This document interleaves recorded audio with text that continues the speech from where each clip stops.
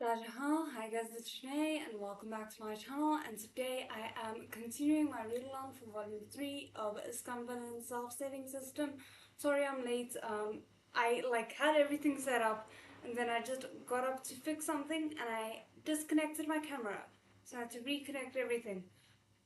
Okay, so also I'm feeling very self-conscious about the hair today, but it is so incredibly hot right now that I can't bear the thought of having my hair down. So we're just gonna look like a little bit of a raccoon today, and that's fine. Hi! Sorry. Um, yeah, because today, if I'm not mistaken, it is currently, according to my phone at least, while we wait, it is currently 24 degrees and it is 9 p.m. So, yeah, I am kind of dying, and it's just been immeasurably hot today. So, anyway, okay. We're gonna give like 2-3 more minutes for people to just arrive in case they get notifications and they want to tune in. But if you're new here, hi, I'm Janae, and I have tea here with me, even though it's hot. Like, tea is that one thing that I can't live without, even when the rest of me is dying. And water, and we're gonna take a 10-minute break, usually like on the hour, depending on where we are. Like sometimes I go a bit over, sometimes I go a bit under. If like we get to an end of a chapter, then we're just gonna take a 10-minute break, and I am gonna go get myself some new refreshments, and then we'll be back for another hour. So yeah, okay. Also, please just let me know if the audio is okay. It should be fine, but I'm so scared that that disconnect threw everything off. Um, for anyone who wants to follow along in the book,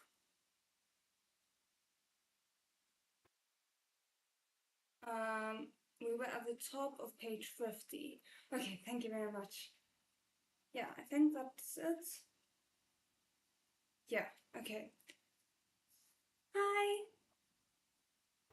Okay,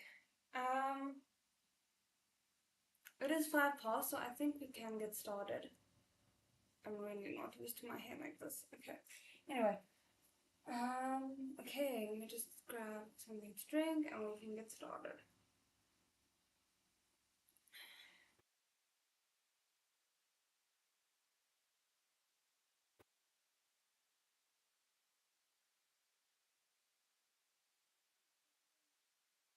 I feel anything but that today. Oh goodness. But thank you so much for saying that. uh, okay, let us get going. Lobinghurst stopped wiping at his blood and reached behind him to grab Shinmore from its place on his back, a dangerous glint flashing through his eyes. That sword is a good blade, remarked Tianlangjun. It's just a pity that your technique is a hideous mess. Come with me, Lobingher called to Shen. Oh wait, no. I think we were at the bottom of 50, because didn't we have Shen Jingque threatening um the serpent guy with his... I think we did. Hold on. Um. Yes, we did. Okay, sorry. We're at the bottom of page 50. My bad. Oh my word! You guys are like making me feel so much better. Thank you. Oh no. Okay. His eyes look like yours. Came a chilly voice from the side. Tianlanjun slowly turned his head. Cold light glimmered off Shuya's blade as it pressed against Juju Lang's neck. So that's where we were. My bad.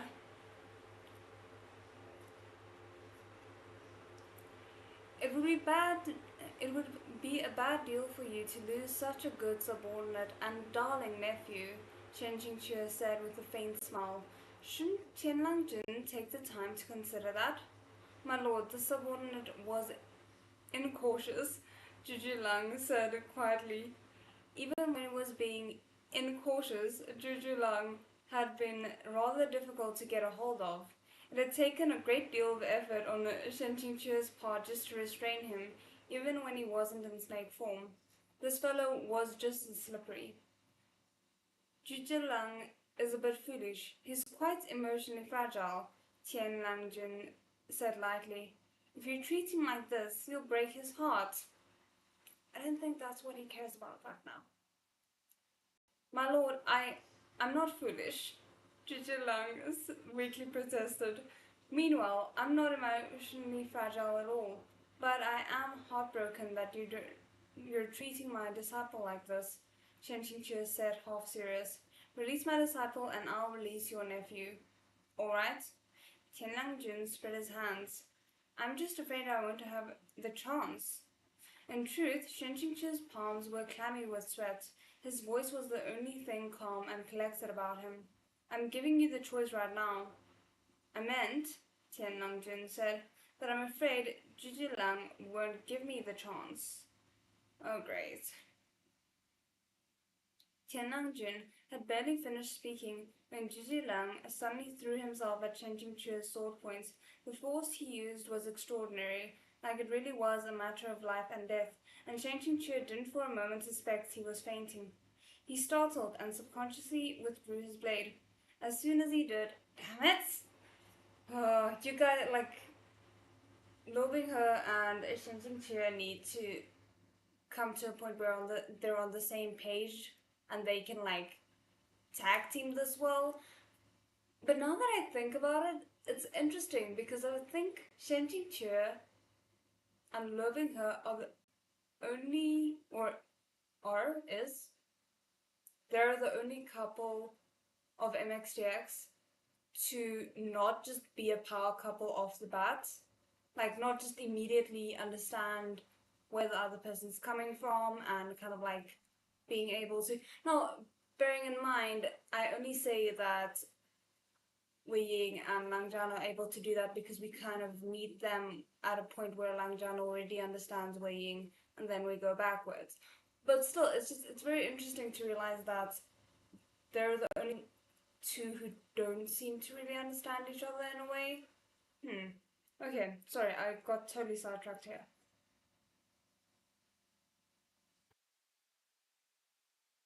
Lang seized the opportunity to escape and dashed back to Tianlangjun's side.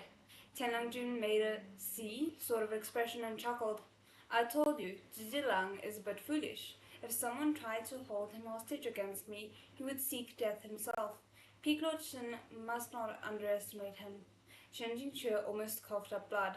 Lang really had no value to speak of as a hostage. Not only was he hard to catch, even after you finally got hold of him, it didn't feel like a worthwhile venture at all.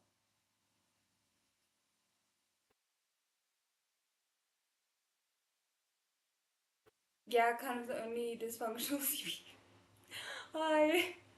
That's an interesting way of putting it. Oh goodness. But since my nephew had to suffer this little grievance, Tianlangjun said, it's only reasonable to recoup the loss on Peak Lord Shin's disciple. Great. The exact opposite of what Shen Qingque wanted.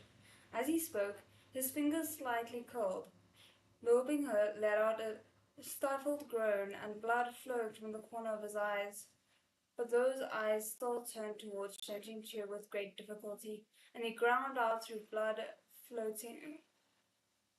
the blood foaming in his mouth. Go, anywhere you want, just don't stay here. The moment when you realize, like, he truly does care. Um,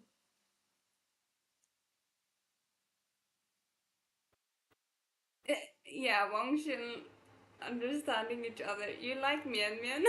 Followed up by, oh, it's normal to do among man. It isn't serious. Yeah, no. We also won't forget about Wei Ying just fantasizing about the peaceful life he'll live with Lang Zhan once they retire. Um, but yeah, no, like I mean in terms of battle wise, very much just that. Um, we're not talking about romance. I think the romance aspect of this is more or less par for the course of MXDX in a way. Um, Shen Jingqu snapped his head up and threw Xu Ya forward. It streaked towards Tianlanjun like an arc of white lightning, but Tianlanjun only barely tilted his head, and the blade brushed by his cheek before nailing into the mural far behind him with a clang. Your aim isn't very good, said Tianlanjun. It is very good. Shen Jingqu slowly pulled his arm back, and a faint smile curved the corner of his mouth. I hit bullseye. Tianlangjun paused, then immediately turned around, only to see that Xia was stabbed into the mural, right inside the smiling woman's eye. The jewel that had been inlaid as her pupil shattered into pieces, which fell from the stone wall in a twinkling shower. The woman was undoubtedly just a face painted on the wall, but the corners of her smiling mouth curved higher and higher, like she herself was growing happier and happier. Ooh, that's an unnerving description. Ugh. The change continued until the slit of her mouth reached her ears, like she was grinning with the slit-mouthed woman's bloody maw. Ooh. Suddenly, a burst of piercing laughter erupted in the mausoleum hall, and this sound came from the mural woman's mouth. The Hall of Delight had anti-theft measures. The mural was inlaid all over with precious stones, but if you pried out even a single one, you could only sit and wait to be laughed to death by the Hall of Delight's demons and a sound wave attack. Okay, that's smart, but didn't you just kind of doom yourself as well? The effect of this laughter was especially evident on demons. Oh, wait. Okay, so obviously it won't affect changing cheer, but maybe it will affect Lobing her, but not as strongly because he's only half demon. After all, the primary intruders the defenses were designed to target were roving demonic tomb raiders. Scant few humans were bored or gutsy enough to go tomb raiding in the demon realm, fair enough.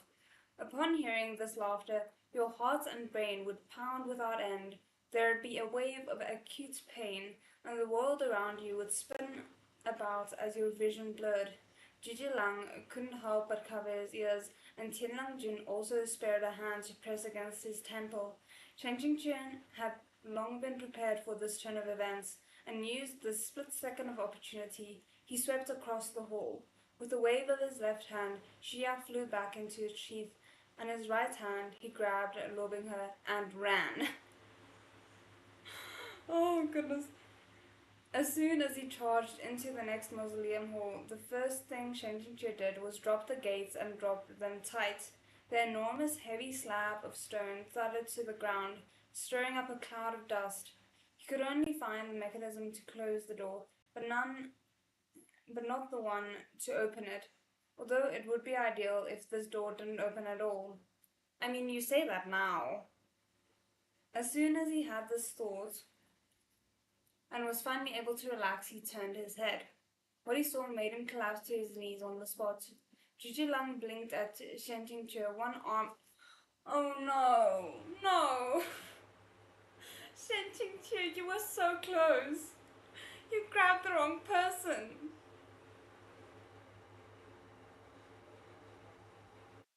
You grabbed the wrong person. Oh my word. Um, let's be honest, it's just being oblivious, being the oblivious king, and Jan did better. Technically, he did better, and I don't blame him for not realizing that Wei Ying like wasn't pretending and that he did genuinely like Lanjan. But also, he had his own moments of like not quite being on the same page as Wei Ying.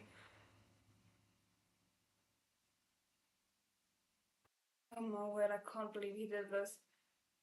He'd really done it this time. He'd actually managed to leave the father-son duo currently engaged in a one-sided demonic violence within the Hall of Delight.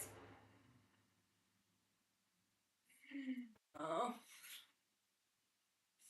this was too severe of an offense. A criminal case was about to happen in there. Shen Qingque whipped his arm away, turned and went to strike at the stone door, but Zhuge Lang stopped him. Immortal Master Shen, don't go back. He has no chance against my lord. Shen Qingque was on the verge of collapse.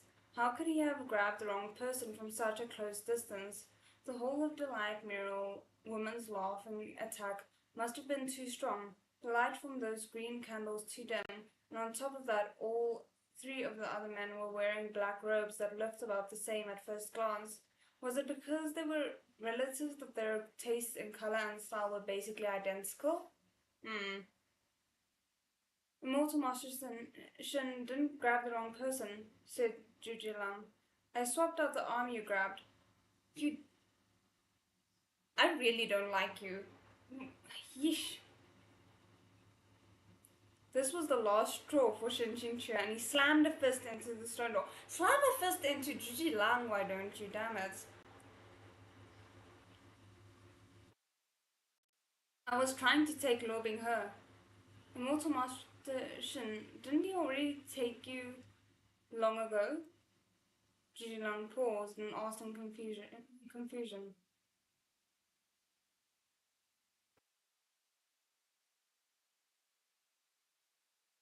By that? I feel like an idiot asking, but what does he mean by that?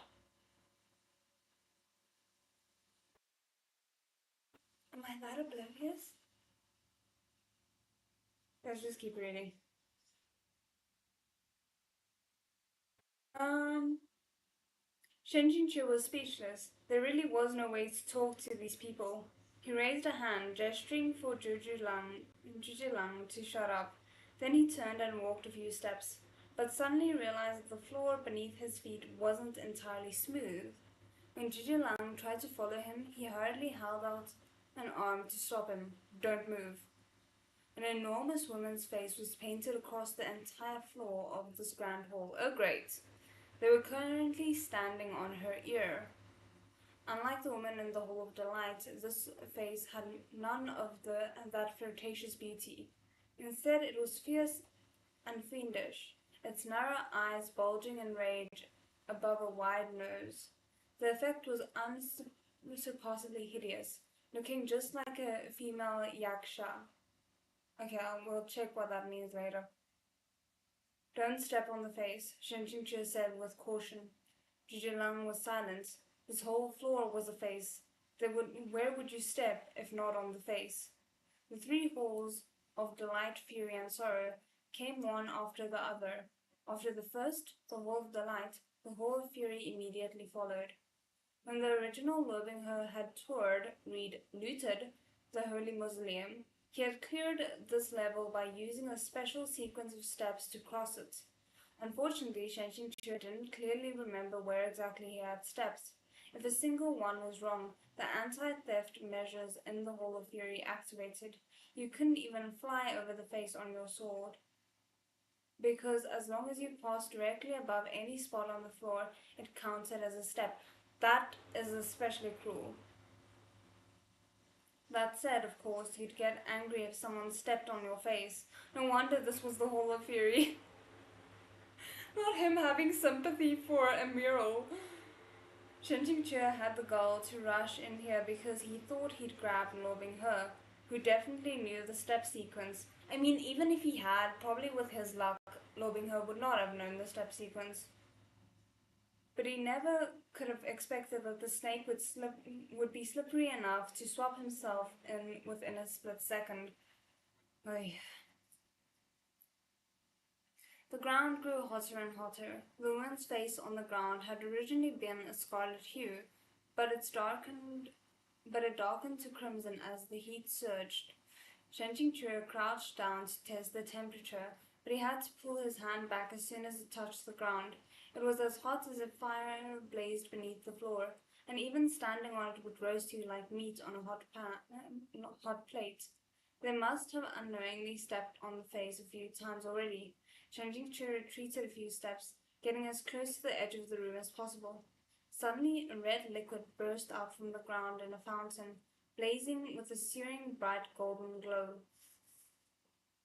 I'm stressed.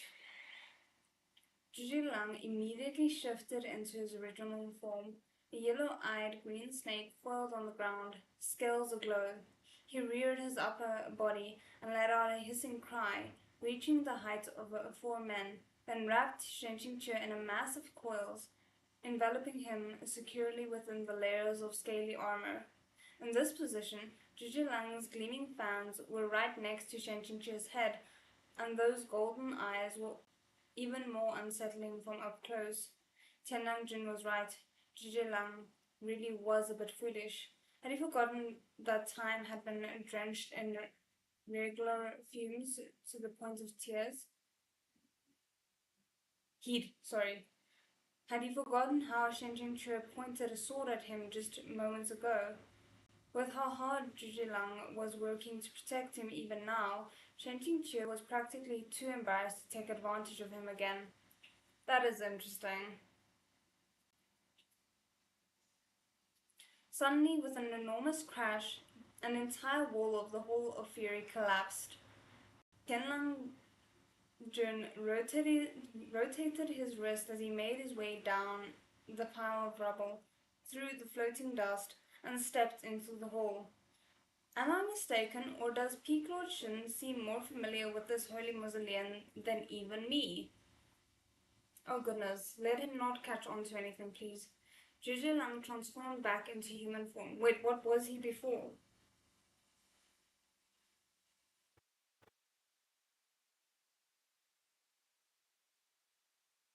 They don't say.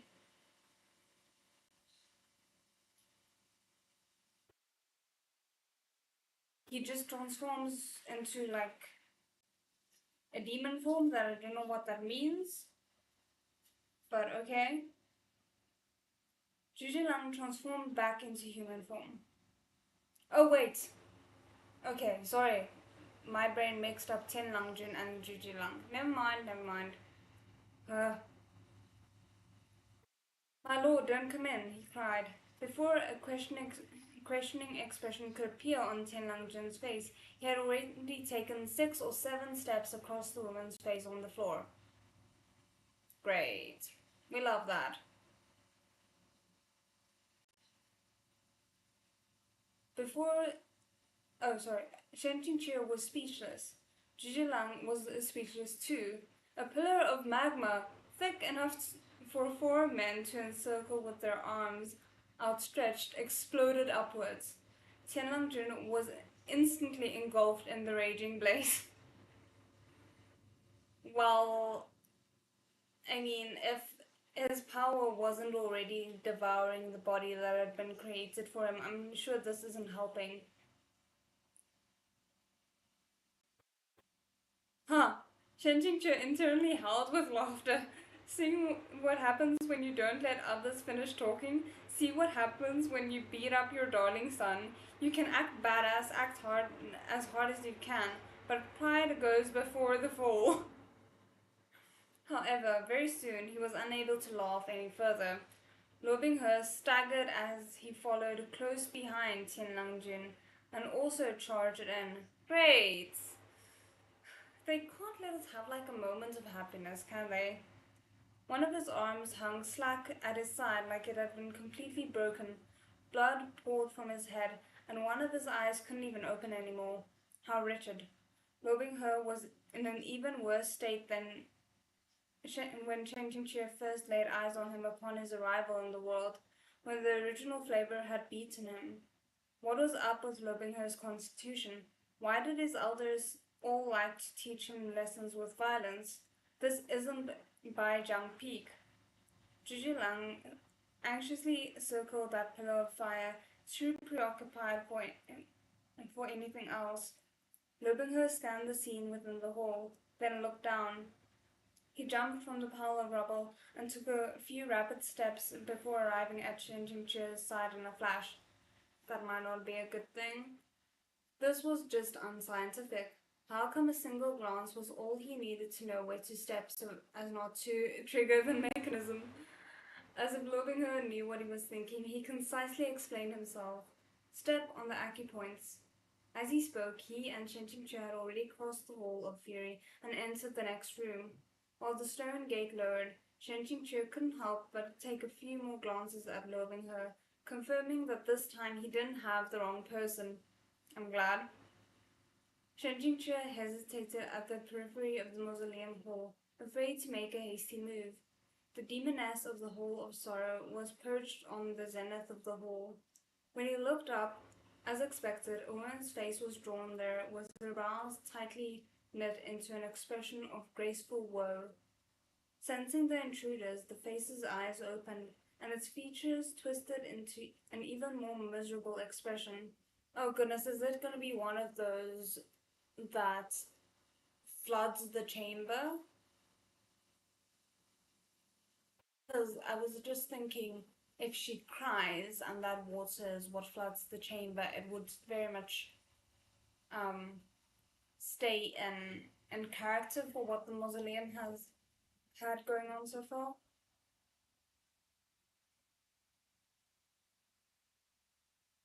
Mm.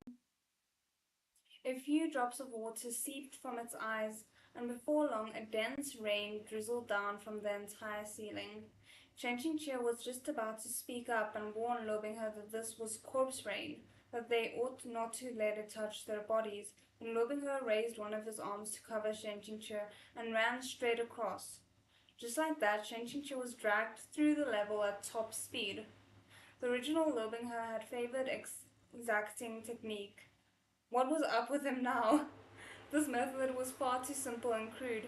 The three halls of delight, fury, and sorrow were a subplot that had stretched on for 200,000 words. My goodness, that sounds exhausting. If one converted the events that had just transpired, it wouldn't amount to a single chapter. The whole of Sorrow should have dragged on for at least 10 before it concluded, but how? Was that even enough for 3 lines? Oh my word. Oh, the way she's just like calling out the various types of web novels out there is hilarious. And she's making it so fun as well.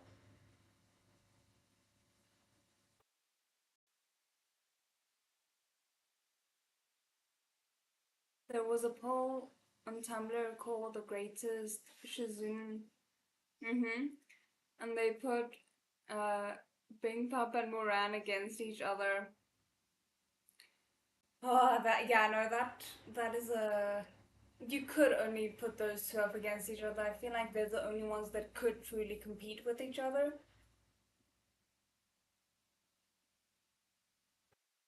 The system chirped out a notification. Cut down on filler plot. Refine the storyline. B points plus 100. This was too much cutting. After they exited the three holy halls, they found themselves in a dark and silent corridor. As soon as they entered it, green flames lit up dimly, row after row, stretching endlessly into the distance. The anti-theft measures of the Holy Mausoleum were practically dense enough to waft off a fly. Sorry, not waft. Ward off a fly, and to an insane degree. Last breath candle arrays were piled everywhere like they didn't cost a cent, and the blind corpses that had been wandering aimlessly in the earlier corridors now approached, saliva dripping from their mouths. Rubinho raised his hand, a cold and impatient look on his face. The corpses let out a series of low, lamenting hisses, panting breaths, rumbling in their throats, before retreating into the shadows with lowered heads.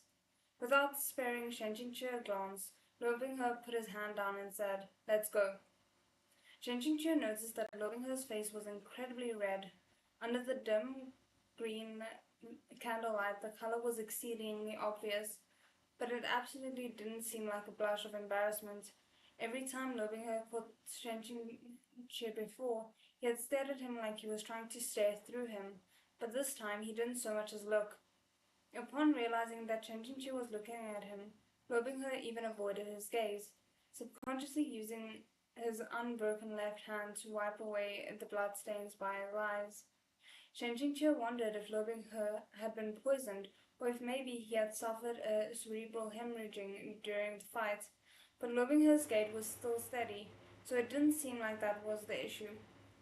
I kind of like the fact that we now get to have Shen Qingque, I hesitate to say missing the way that Lo Binghe usually is with him, but he's definitely taking notice of it.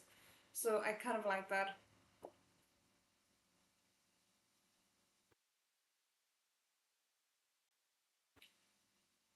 Gotta remember that this is MXTX's roast novel of popular tropes. Yeah, yeah. I was just about to ask when Lo Binghe spoke first, are the meridians of that body working well? Shen Qingque had never expected this to be Lo Binghe's first question. He paused, then replied, "They're working normally." It seemed that every time they fell into silence, Lo Binghe was the first to break it. But when he thought about it, Lo Binghe had spent 5 years fixing every one of this body's meridians, bit by bit. Lo Binghe nodded. "That's good. I preserved the other body for a few days, but it's still withered in the end. That doesn't bode well if anything goes wrong with this one." You're running out of life, Shen Qingque, you hear that? But also, how long has the past 50 pages then been that he preserved it for a few days and those few days have not passed? Because to me, it felt like it was like hours since he last saw Lo Binghe.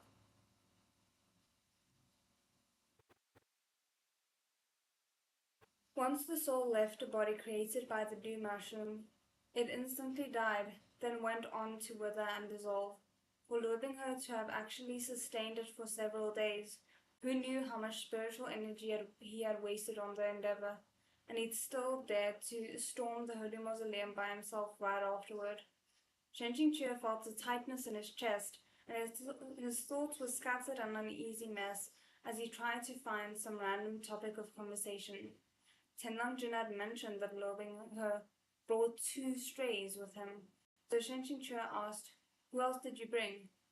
Lo Binghe finally gave him a glance. "I came alone," he said. Then, "Those 2 aren't good companions." He continued only after a pause. "Even if Shizun doesn't want to stay with me, I hope he doesn't associate with them." It sounded like this wasn't Lo Binghe's first rendezvous with Tiananjun and Zhujilang. "You've met them before?" Shen Qingque asked. "I engaged that snake on the southern border," Lo Binghe said mildly. "We fought a few times and he nearly got the better of me. I've never seen the other one before, but I couldn't defeat him." "Oh, so he doesn't know yet that that's his father. That's gonna be fun to break to him."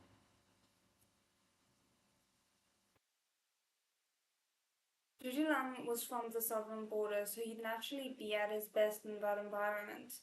Tiananjin had said that Jinlang City plague was originally wrought to resolve a food shortage in that area. It was to be expected that Lo Binghe might have fought Zhujiang there. But it seemed that Zhujiang had never explained his identity to Lo Binghe, nor had he treated him as a young master of the family Tiananjin didn't of the family. Oh, there is a full stop there, sorry. Tiananjun didn't seem inclined to do so either. So it looked like neither the father nor the cousin had any intention of acknowledging Lo Binghe. Though Lo Binghe's strides were steady, he walked with a faint limp, but he kept his back straight, and he didn't use the wall to support himself. Shen Qingque felt mixed emotions at the sight of this. After awkwardly hesitating for a moment, he steeled his resolve and stepped forward to support Lo Binghe. Just then, the candle suddenly flickered, the tomb corridor dimmed, and Lo Binghe loomed over him. Oh great! This is when I thought things were starting to look up for them. However, this time, Lo Binghe didn't pull him into a forceful embrace, nor did he get handsy. He just completely collapsed onto Shen Qingque, and then he didn't move a mote. Great! After a long running every which way, Shen Qingque was also utterly exhausted. Unable to support the weight of two people, he slammed into the stone wall with a thud. Lu Binghe fell sideways into him, all limp, and his head cracked against the wall. Ow! Letting out a loud thunk. Shen Qingque's heart clenched along with the noise, his gums aching in sympathy. He rapidly got to his feet and put his arms around Lu Binghe, patting around until his hand reached Lu Binghe's back. The clothes across that back were ragged, corroded through by the corpse rain in the Hall of Sorrow. When Shen Qingque reached further, he found that the texture of the skin underneath that clothes was all wrong, as if rotting. Yeah, no, I had wondered why there'd been no mention of what the corpse rain does. It was already beginning to smell. After all, there was nothing good about corpse rain. When no one else was around, Shen Qingque's preferred method of waking up other men was to give them two light slaps to the face. But before he'd... Oh goodness, sorry guys, my camera just died. I think I forgot to put in the new battery. Let me just quickly switch those.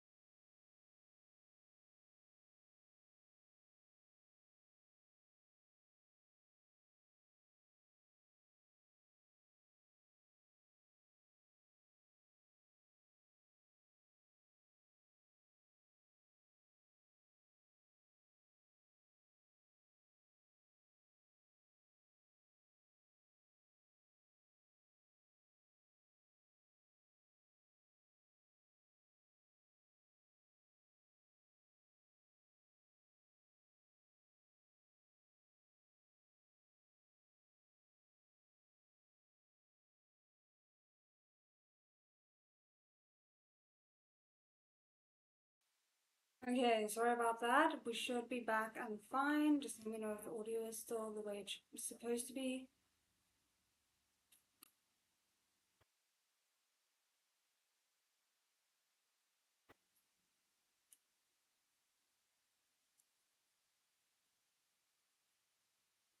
Okay,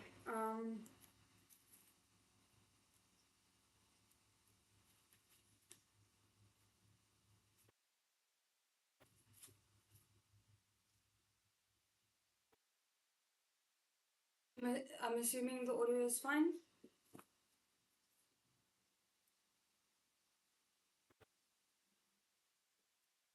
Okay, so we were at two light slaps to the face. Oh goodness. Okay, cool. Thank you guys. But before he'd even extended his hands, he figured he couldn't bear to do it, so instead he lightly patted Lu Binghe's cheek, subconsciously also lowering his voice. Lu Binghe? Lu Binghe? But Lu Binghe's eyelids were so heavy that his lashes didn't so much as tremble. In addition, his face was still flushed and abnormal red. When Shen Qingque reached up to touch it, both his forehead and cheeks were scalding hot, as if he had a fever. However, Lu Binghe's body shouldn't even have known the concept of fever. Even if he occasionally ended up in a dire straits, it never lasted long, nor would it get so bad that he lost consciousness. When Shen Qingque reached down to touch Lu Binghe's hands, they were ice cold. It was like his head was in a furnace while the rest of his body was in a freezer. Oh, that is not good.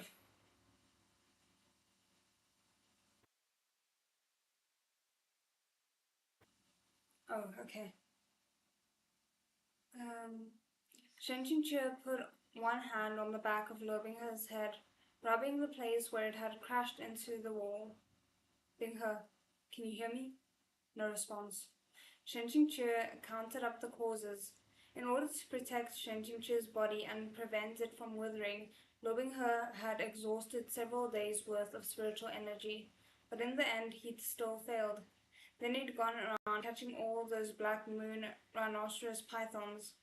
After that, he'd come to the holy mausoleum. Tianlanjun had beat him up, and he'd been assaulted by the sound attack in the Hall of the Light. I hope you feel guilty. I mean, I know it's not really your fault, but still, I just want him to feel like some compassion for loving her. I know he does, but I want it to be more. Then Tianlangjun had continued beating him up, and finally he'd been soaked in corpse rain. No matter how you looked at it, this was much more serious than a fever. Mm-hmm. Indeed. Also, I need pillow back. Chapter 16, Melting Ice. After Lobingher passed out, his presence lost its suppressive effect, and the blind corpses that had retreated into the shadows began to stir again, coming to surround them as hissing groans escaped their throats. Shenjingche held Lobingher's limp body with one hand and Shu Ya with the other. With a whip of his arm, the sword flew from the sheath like an arrow and stabbed through a dozen corpses on its first sweep. However, the snow-bright blade caught light very well, and when the green glow of the last breath candle reflected off the sword, its glint grew even more piercing. Between the blind corpses' hypersensitivity to light and their quick dodges, this trick wouldn't work a second time. Right after Shenjing Chu returned the sword to the sheath at his waist, several withered hands reached for him, and one even went for Lobingher's eyes. Shenjing Chu swept out with a spiritual blast, bursting that unruly blind corpse's head into confetti. Wow. Goodness. My fan just died, and I really hope it's just because of some weird wiring and not because it just died, because then I'm not gonna make it through the night.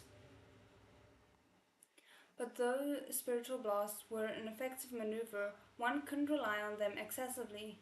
They expended too much spiritual energy, and before long your stores would run dry. In addition, Shenjingche had returned to his original state, where he had 2 bars of a battery. He couldn't be as unrestrained as with his dew mushroom form. After releasing 20 or so attacks, he felt himself waning slightly. The blind corpses jostled back and forth in the corridor, and he could only kick them away one by one. Though these monsters were low level, they never stopped coming, and he was holding a woozy lobing her. As he was sent staggering, his grip slipped for a moment, and Lobingher's head crashed into the stone wall again. Do you want this man to still have brain cells left when he wakes up? But like, Shenjingchu, I feel like you're not taking his health seriously enough.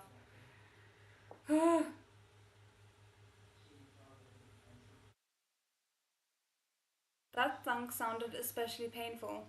Shen Qingque guiltily cradled the back of Lobingher's head in his hand, touching it again and again. He kept feeling like a giant lump had begun to swell there. First a fever and now a bump. Let's not give him this child brain damage, okay? That's what I'm saying.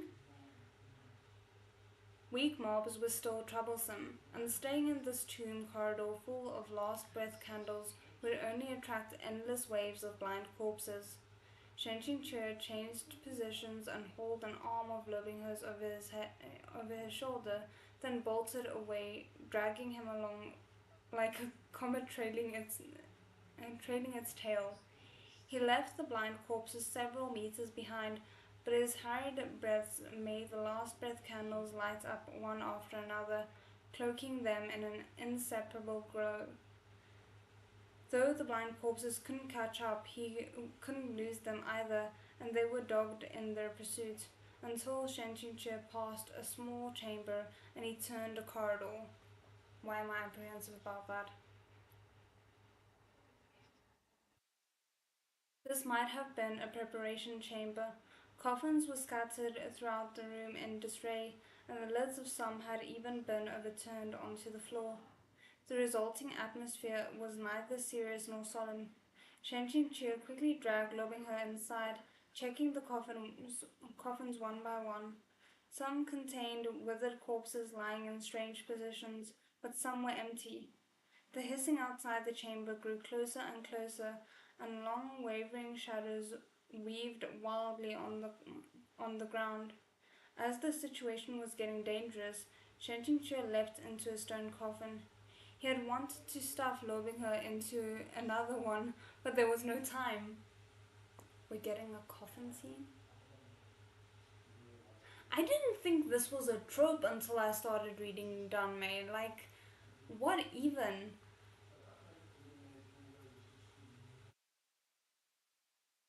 They tumbled into the same casket, entangled together, even though a layer of soft material padded the bottom.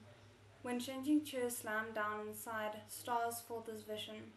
Lo Binghe was on top and Shen Qingqiu was on the bottom, so he was smushed under a considerable weight and almost unable to draw another breath.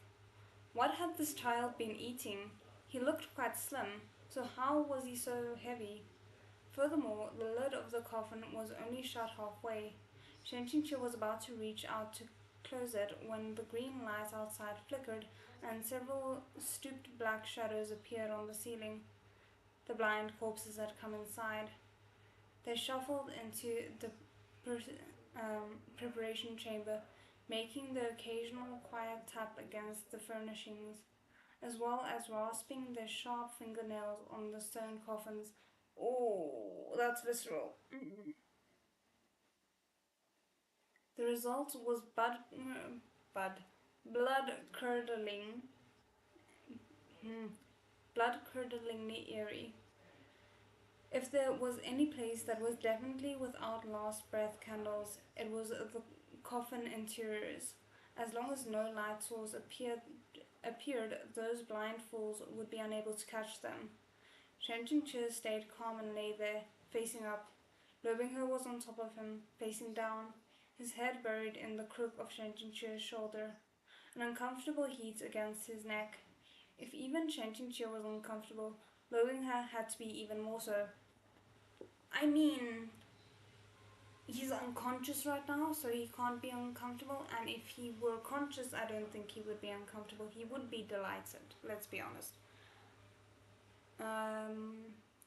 What's that? The most recent CBL that was released and got pulled off within a few hours or so. Oh, yeah.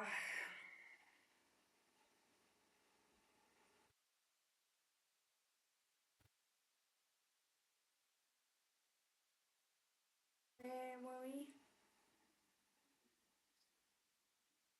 Lo Binghe's hands were freezing while his head was hot, so Shen Qingqiu figured he might as well use Lo Binghe's hands to cool his forehead.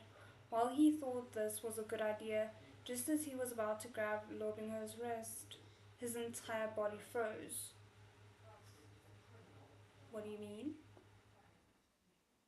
5 bone-thin fingers with long claw-like fingernails appeared above the coffin. Great! Frick. Why was their search so meticulous? Wasn't the IQ of blind corpses supposed to be super low? Didn't these things entirely ignore anything that didn't give off light? Shen Qingqiu suddenly realized that next to his cheek, something really was giving off a dim red glow. When he looked, though His eyes were closed, the heavenly demon mark of sin had appeared on his forehead, lines of crimson pulsing along with his breaths. The red glow flickered on and off along with it.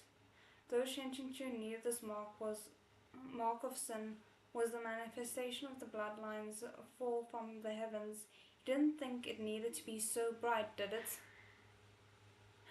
Oh my goodness. Why did it look like that thing on Ultraman's chest that flashed on and off whenever he was at the end of a fight and nearly out of battery?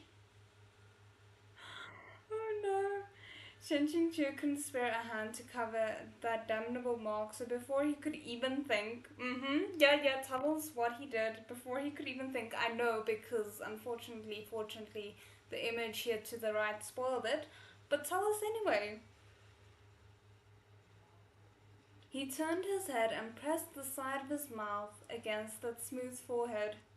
It looked a bit like he was kissing Lovinger's brow.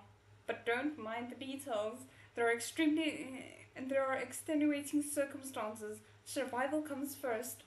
Mm-hmm. Yeah, keep telling yourself that. That spindly hand entangled a few strands of hair, its fingernails clogged with muck, and reached tremblingly into the stone coffin to grope all around. The casket was narrow but deep, and as long as it only felt around within the upper range, it wouldn't touch the two people lying inside. But this hand had absolutely no sense of restraint. As it reached deeper and deeper, Shenjingqi's heart rose higher and higher in his throat. Just as it was about to touch Lobingher's spine,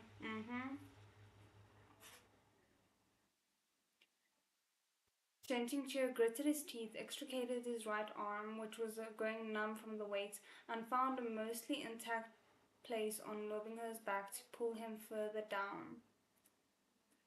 Okay, we'll continue reading that in a second, but can we just go back to appreciate this art, because I think it might be one of my favorite pieces of art from Scum Villian that we've had so far. Like, look at that and tell me it's not glorious, because it's very much glorious. Okay, let me just quickly grab something to drink.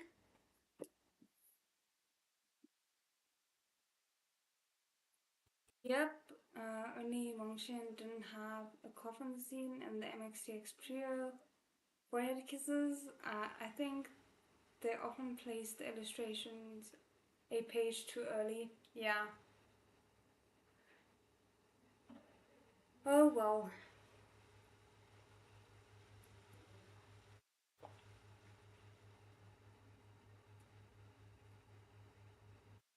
I'm just glad I actually get an illustration of this beautiful moment, because normal books wouldn't give me that. So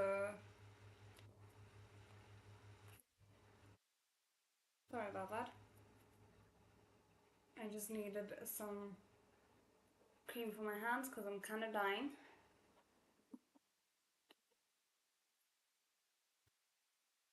Okay, we are gonna try and get through at least one more page before I take my break and try and figure out what went wrong with my aircon. Well, fan. Um,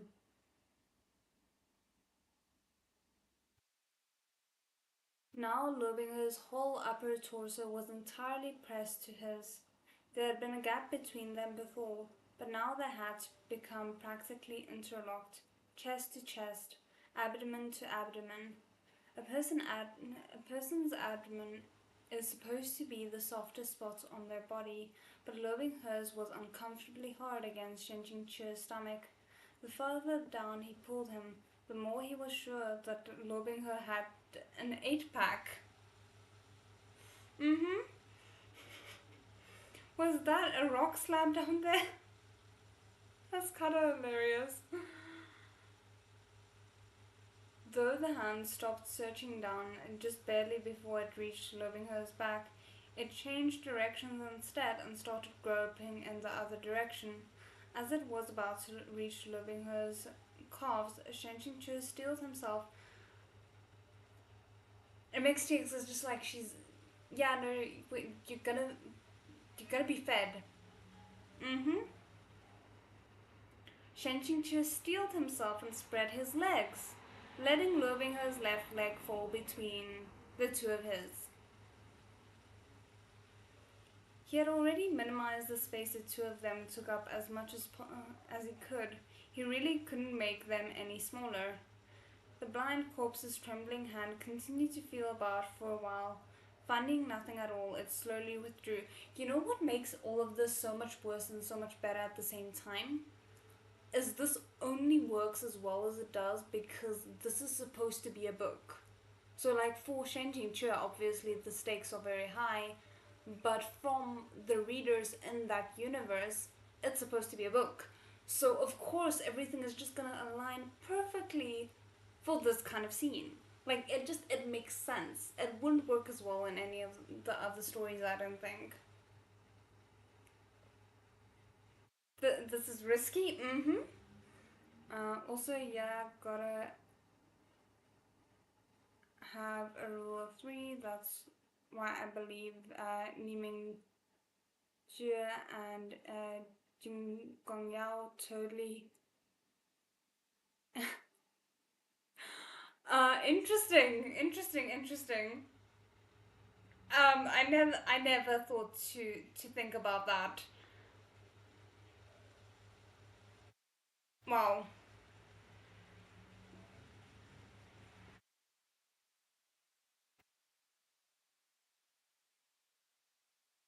Um, Only after all the blind corpses left the preparation chamber with dissatisfied rumbles miles off into the distance did Chenchingche let out a sigh of relief. Their current position was entirely too improper.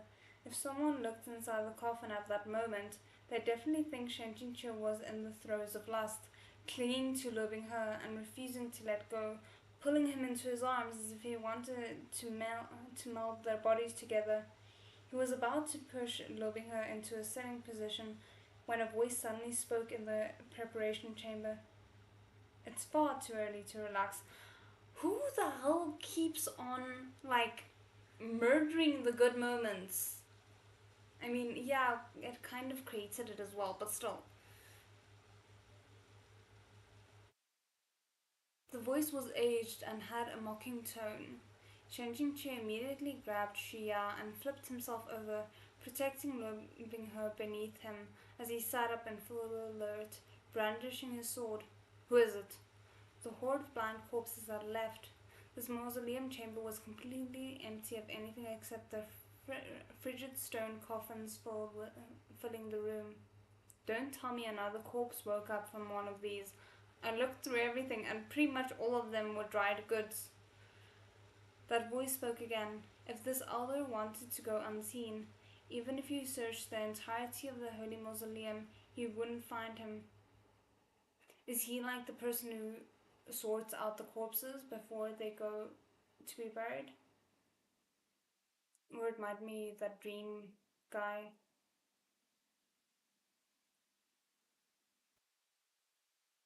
Only after these few words did Shen Qingque realize that the voice was eminently familiar. He had definitely heard it somewhere before, and more than once. In a sudden flash of realization, he returned his sword to its sheath. Since it's Senior Ming Mo, there is no need to act so cryptic. As soon as the words left his mouth, an old man appeared in the center of the preparation chamber. He wore opulent robes, and his gaze was as sharp as a hawk's. He sat cross-legged on one of the coffins, arrogantly looking down at Chen Qingque. To remember this elder? If Senior Mengmo had appeared before me, then I must be dreaming, Shen Qingque said. Before Mengmo had only before Mingmo had only appeared in the dream realm in the form of a cloud of black fog, but now he could manifest a human form. It looked like he had recovered quite well in Lord Binghe's body, but seeing that the newcomer was the portal grandfather who was always on Lord Binghe's side, Shen Qingche relaxed. I wouldn't relax yet, just because you really do seem to have terrible luck. But I am gonna stop it here for the 10-minute break. So let me quickly put that in there. Making as good progress as I would have hoped, but oh well. Um, let's just see. MXX unfortunate threes. Okay, so I will see you guys again at 11 past.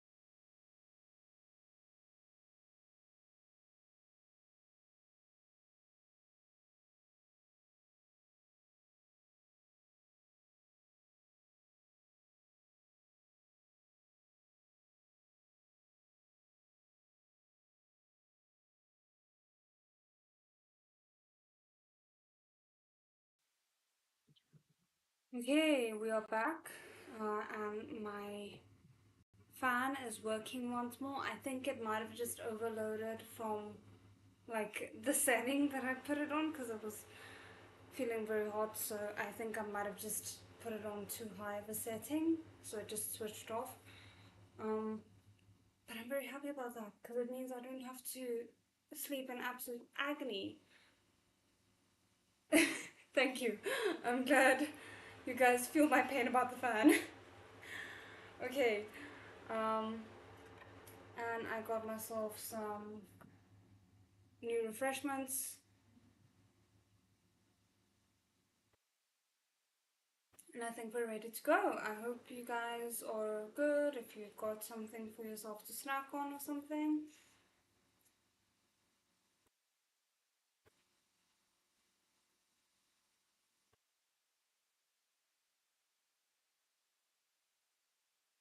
I don't really. Yeah, no. Today was I think 37, which is why like it's even though it's now technically cooler, it just doesn't feel like the heat of the day has dissipated at all. Okay. Mengmo humphed, but your current predicament is in no way a dream. Could I ask for Senior Mengmo's assistance in entering Lobinger's dream realm to wake him? Shen Qingque asked. I can't wake him. Huh? Shen Qingque began to panic, nearly breaking character. Why not? Had the fever already damaged Lobinger's brain? I can't get in, Mengmo said mildly. Right now, this brat's spirit is in complete chaos, a field of nothingness filled with fog. He sunk into a dream from which he cannot wake. This elder has only seen such circumstances within the dream realm of two kinds of people, one of which is the fatally ill who are close to death. Great! We love that for him! Um, I live in the tropics, so yeah, except the winter months, you'll die without a fan. Yeah, no. Anyway. Um,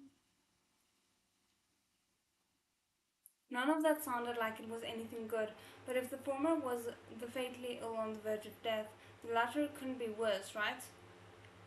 And the other? Shen Jingque patiently asked. The mentally infirm. So, two sides of the same coin? Well, no, not really. The mentally infirm can still live and have a good life potentially. But it's not a particularly positive diagnosis.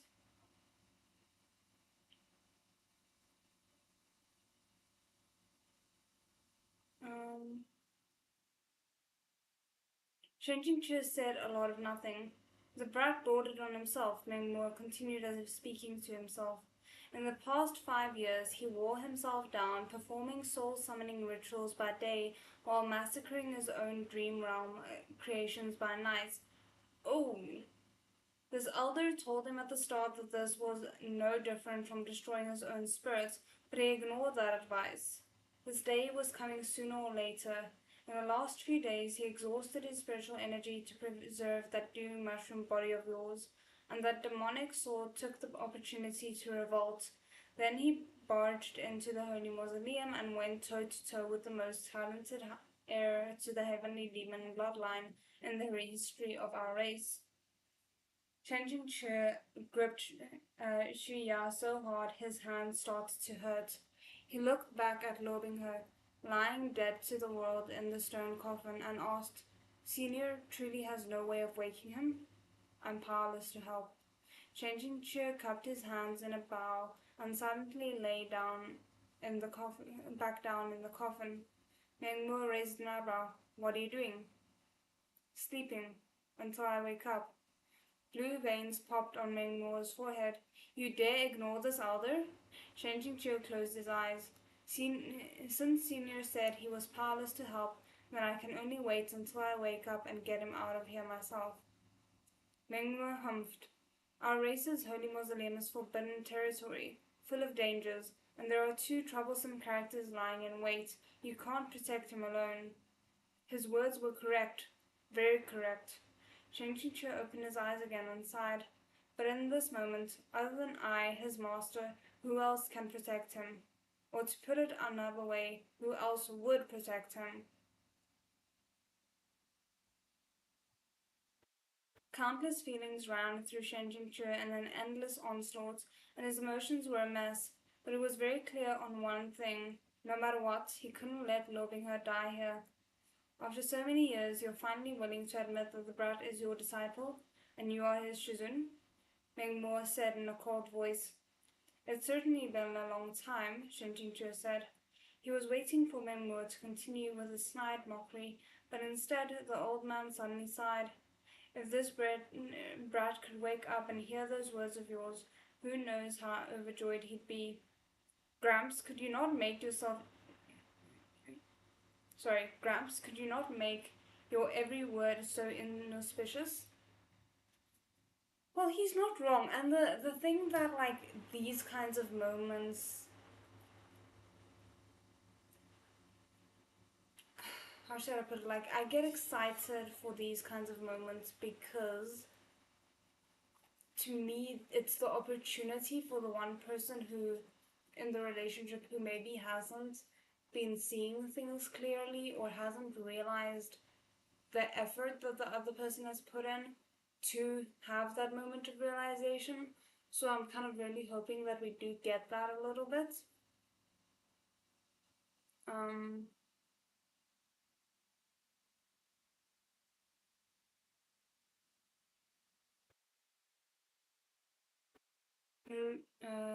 Here really feels like 25 Celsius.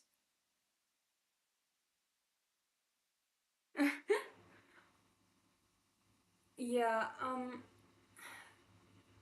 I just want to hug him. I feel so bad for him.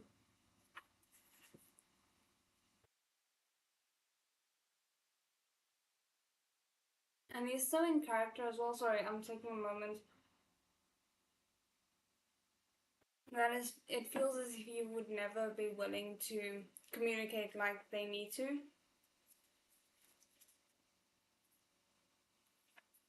Shang Qingqi's face darkened with dismay. What did Ming Mo mean if Luo Binghe could wake up? This tone, like the one in question was on the brink of life and death, was only giving Shang Qingqi even more anxiety, okay? Meng Mo was suddenly overcome with rage. I'm clearly this kid's Shifu. Just how much have I taught him, ma? He shouted. Power to overturn the heavens, techniques to manipulate every heart. Yet he refuses to call me Shifu, senior, this senior, that. You, a common cultivator, merely taught him a few superficial forms and half-baked techniques, but he chases after you, crying and yelling and calling you Shizun.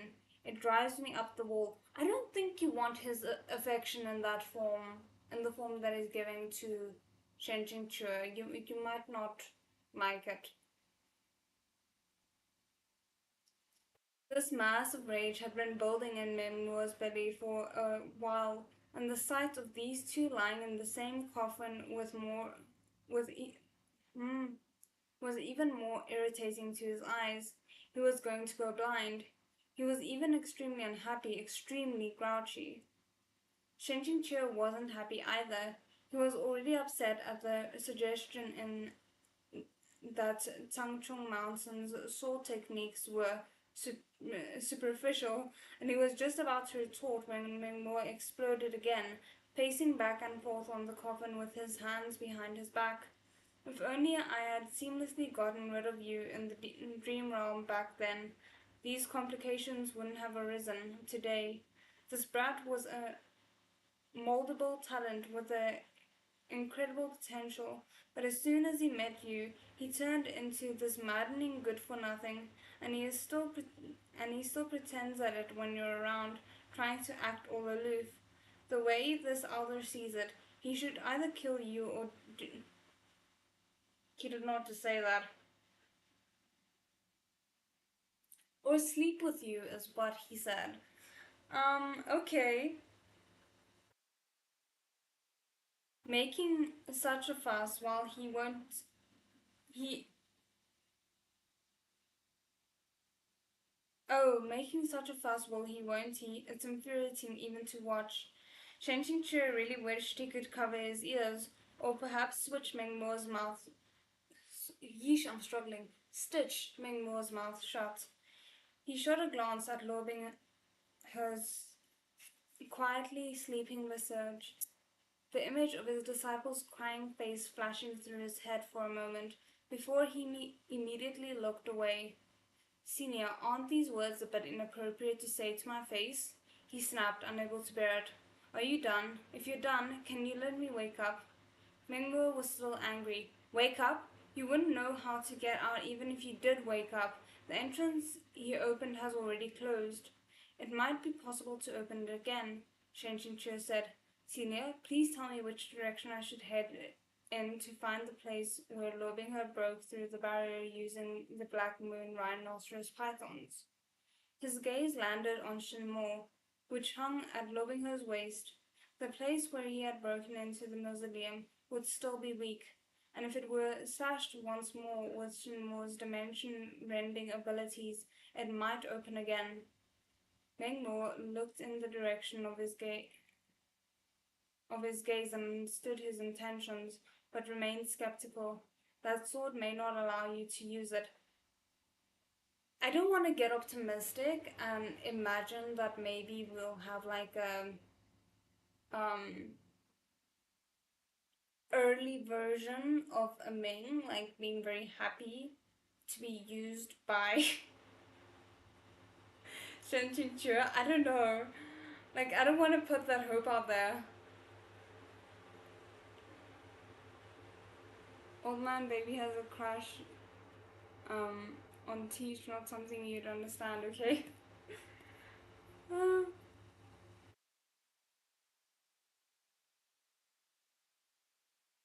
Of course, Shen Qingque knew that as well. He gritted his teeth. There's no other choice, he said gravely to himself. I have to try. When he woke, he was still lying in the stone coffin, and Lobingho was still lying on top of him where Shen Qingque had left him, held tightly in his embrace. Thank the heavens that bothersome old gremlin Ming Mo had finally been willing to release him. Chen Qingque was about to sit up when suddenly his right leg seemed to brush something stiff that jabbed into the inside of his thigh. Lobingho, are you awake again? Or are you just having a spicy dream? I can't tell. At first, Shen Qingque thought it was his sword hilt. Mm-hmm. And he absent-mindedly reached down to move it. But as soon as he touched the object, the system suddenly exploded with messages. No! Yo, protagonist satisfaction points plus 1,000. Congratulations on unlocking the achievement physical relationship advancement. No! Oh no! Can you imagine them having like the system, Shinjichu having the system in his head every single time they do the deed? That would. Oh, I would never be in a mood ever. Hot weather for hot chapter. Well, suddenly got disconnected. What did I miss? The big moments of Shen Jingju accidentally touching Dobingher's sword hilt. Mm-hmm. At that moment, Shen Jingju also stiffened into a dried husk. The hell did a physical relationship advancement mean? Then he looked down. This sword hilt was in fact something quite impressive. The pillar. Not the description of our word.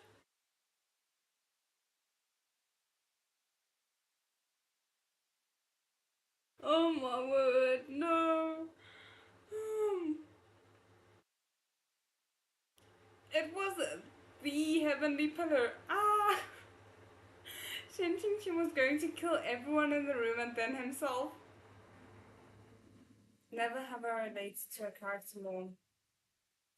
After flailing about for a while, he slapped himself across the face and reasoned with himself logically. One, couldn't tell day from night in the holy mausoleum, so maybe it was morning outside right now. Therefore, this was a natural phenomenon, a normal bodily function. Okay, it would go away on its own, right? That was how it usually went. Yes, that's right. But just letting it sit there and not doing anything about it, wasn't that a bit pitiful? Shit, what gymnastics are you performing in your head right now? Well, there was nothing to be done about it. He couldn't exactly help loving her jerk off under these circumstances, right? What the hell am I reading? Oh my word. Right. In the end, as a Shizun, Shenjing had absolutely no duty to help his disciples simmer down, even if he'd started the fire in the first place. How do you know you started the fire? I mean, you're not wrong, but how do you know you started the fire exactly? Is it just because you lay on him? Changing chair shoved her off of him, slapped a palm against his chest, and sent a few waves of spiritual energy into him. Though it was pitifully meager, he had no more to give, and whatever he could summon was the sum total. And for everything else, just ignore it, just ignore it.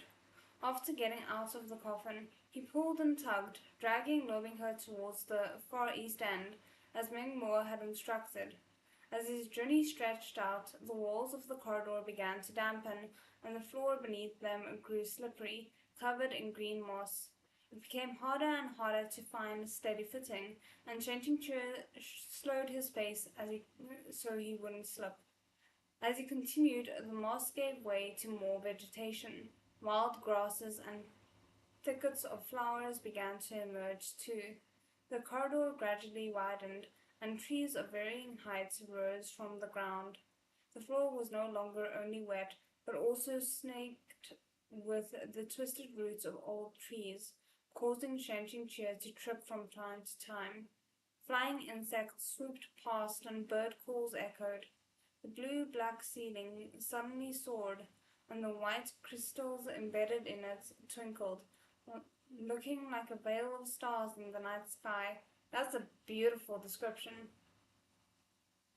Bone. Oh no. Though it gave the impression that they were in the forest, in truth they hadn't left the holy mausoleum. They had just entered the special tomb within. Every tomb in the holy mausoleum had been personally designed by some demon noble of a past generation while they were still alive. The result was that it was home to all sorts of wonders, numbering in the thousands. It was just like an apartment building. When folks moved in, everyone got the same base suit, and anything else was the product of the residents' renovations and the decorating in accordance with their preferences. The mechanically skilled preferred their tricks and divination devices. Those familiar with demonic beasts raided monstrous tomb guardians, raised, and those gifted in herbology cultivated poisonous flowers and rare grasses. The owner of this tomb was clearly the last type. Though these plants appeared ordinary and common to the eye, Shen Chu definitely didn't want to touch them. He removed his outer robes and draped it over both his head and Lobingho's, tightening his arm around Lobingho's waist, and carefully walked onward. The grass rustled. A frosty beam of white light shot at them through the air, along with a sharp sound of something breaking. Shenshikchu snapped the fingers of his left hand, and Shuya shot from where it was sheathed at his waist, crossing blades to divert the sneak attack with a clang. But in the end, this reduced neither opponent's momentum even a bit. Before Shenshikchu had finished dealing with this trouble, a second arc of white light arrived. This one went straight for Luo Binghe's throat. Xia had blocked the first sword, and Shenshikchu couldn't summon it back, nor could he throw Luo Binghe aside. If he touched these plants, it was over. In a moment of desperation, Shen Qingque twisted slightly, raising his arm, and caught the sword point in his bare hand. I don't think it's appreciated enough how badass Shen Chu actually is, because he still technically kind of has the mind of a mortal. So all these things he does, despite not really having grown up in the situation. Blade tore open his palm, but was caught solidly in his grasp, and advanced not an inch further. His blood didn't drip down so much as it poured. Half of Shenqingqi's clothes and the jade green grass on the ground were instantly coated with a layer of crimson. Now he finally knew exactly how much it must have hurt for loving her when he had grabbed Shenqingqi's blade with his bare hands in Jinlan City. Mm-hmm. Blood-colored, blood-colored light dyed Shenqingqi's eyes red. His head snapped up and his pupils contracted. He never would have guessed that these two were the strays Tian Nangjun had mentioned. A pair of figures walked out from behind a gnarled and sturdy old tree, or to be more accurate, only one of them walked. The other was pushed on a little cart, something like a wheelchair. The standing individual was a beautiful woman, her waist slender and figure curvaceous, though the person being pushed sat on a wheelchair and their entire body below the neck was swaddled in a thick blanket. Shen Jingqiu was quite familiar with the face that was still exposed. I don't think we've met these people before. Let's see. The flying sword continued to push forward. Its force left Shen Jingqiu with no choice but to hold the blade tight, even as it was about to cut half of his hand right off. But the expression on his face remained unwavering. "Miss Chu, old palace master," he said with a fake smile, "I hope you've been well." Chu Hai Tung's gaze filled with rage. "Oh." Ugh. The old palace master's head jerked, and when he spoke his voice was hoarse. "Does Lord Shin think I look well?" "You're alive, aren't you?" "I hope you've been well," was just a common greeting. It usually didn't mean anything. Shen Jingqiu forced out a laugh. When he looked closer, he discovered that the word "well" really was a great mockery when deployed in this case. Before, the old palace master had been like an ascended immortal. At both their first meeting at the Immortal Alliance conference and their unhappy parting in the Jinlan city, his outer appearance and bearing had been pristine. But the current old palace master's typically immaculate snow-white beard was filthy and matted, and his visage looked as ancient as if he had taken a trip through the underworld. The wrinkles on his face was packed even thicker than the gnarled bark of the ancient trees behind him.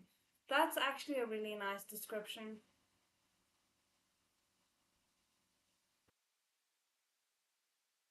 Um, the old palace master's voice was grim. "You must be very curious as to how I ended up in this state."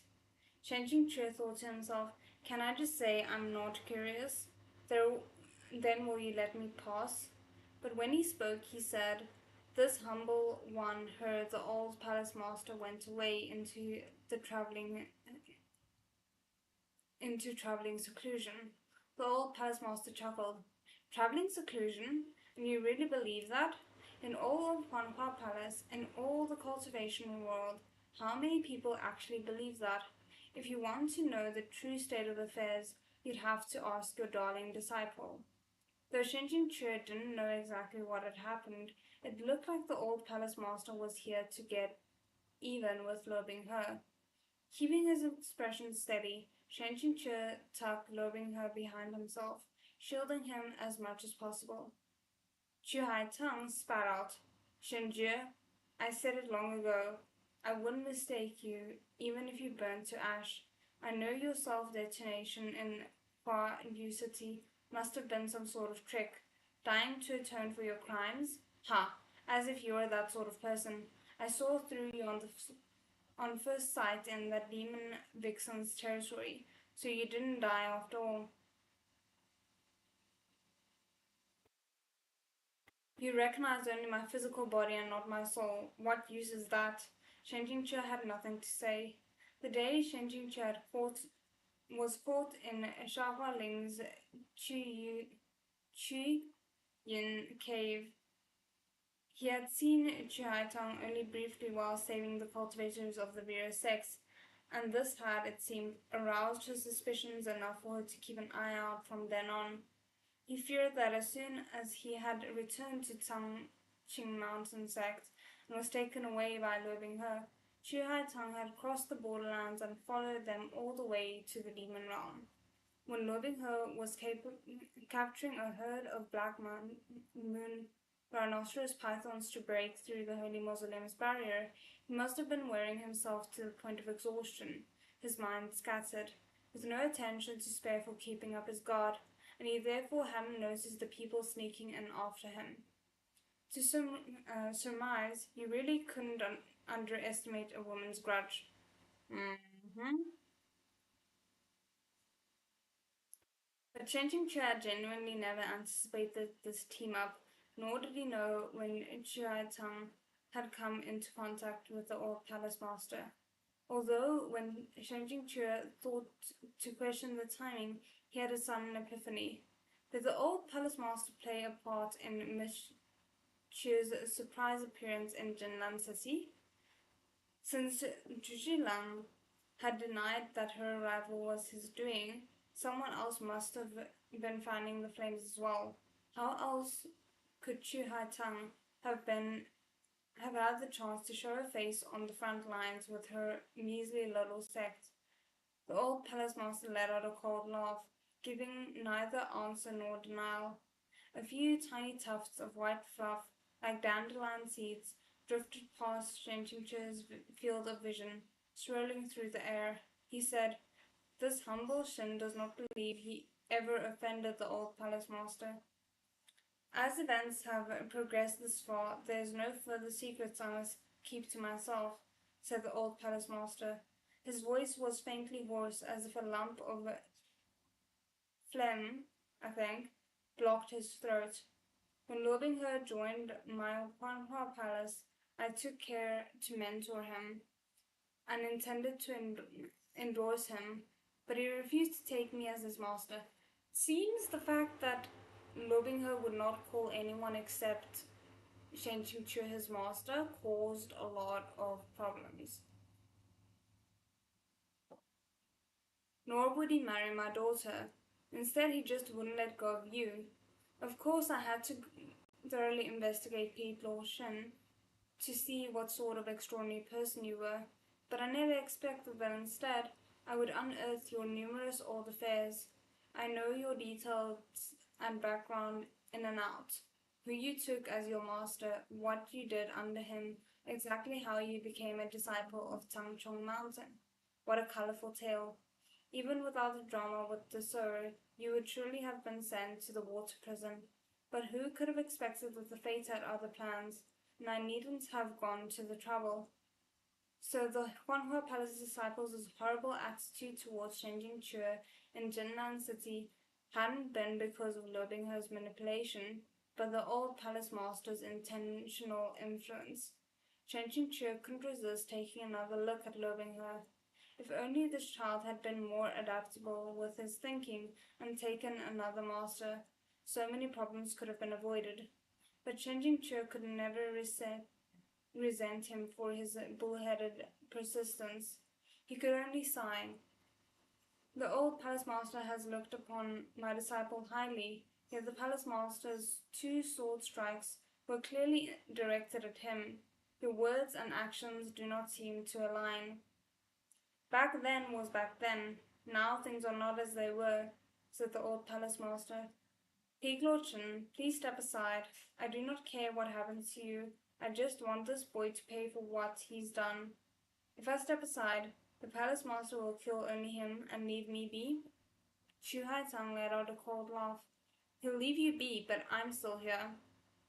I really don't like her. I know it's rude to say, but I really don't.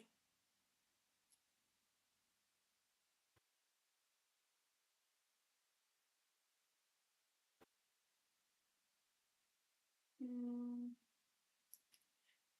Her fighting abilities were far inferior to his, and she should have been of no consequence. However, in these circumstances, she presented quite a bit of trouble. That brute turned his back on his benefactors and left me in this state, said the old palace master.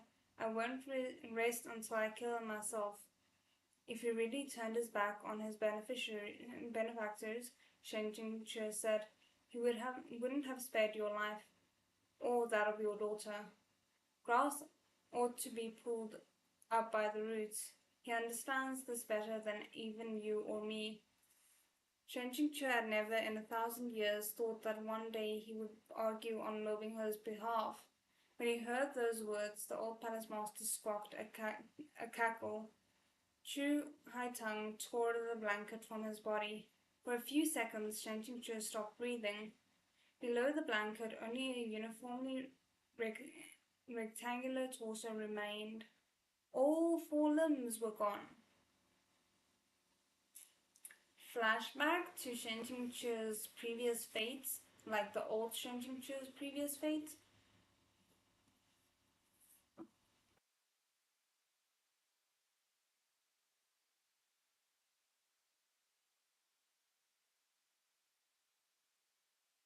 The old palace master had been carved into a human stick. The master of the sect was now nestled in a broken-down little cart, filthy and barely human, left with only a head that could turn on its neck. The downfall of the original Shenqing Che had been transferred to the old palace master. Okay, I do kind of feel a little bit bad for him because even though he is genuinely awful, I don't think anyone deserves that fate.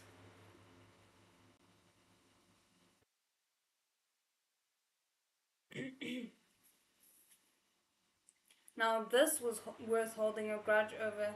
It wasn't something that could be solved with a few words of persuasion, some chicken soup for the soul, or an appeal to Buddhist compassion. The old palace master let out a cold laugh. It was all your darling disciple's doing. You see, I wish he had pulled up the grass by the roots. Shantung cheerfully agreed. Why hadn't he pulled this grass by its roots? Of these two strays, one wanted to kill Living Her and the other wanted to kill Shen Chue. Xu Haitang's cultivation was insufferably powerful, so she needed someone's assistance. The old palace master was much stronger than her, but he was down on his luck. A starved camel was still larger than a horse, and the old man had once been the leader of a sect. Even though he had lost his limbs and was unable to move freely, his spiritual energy hadn't weakened. This was what they'd meant with the saying, men and women complete and complement each other, or the blind carry the lame. I haven't heard that. Um, I am having a little bit of a hard time believing that the current Lobinghe is capable of that. But also, I don't know if I'm just giving him too much of the benefit of the doubt because I would like to believe that he's not capable of doing something like that anymore.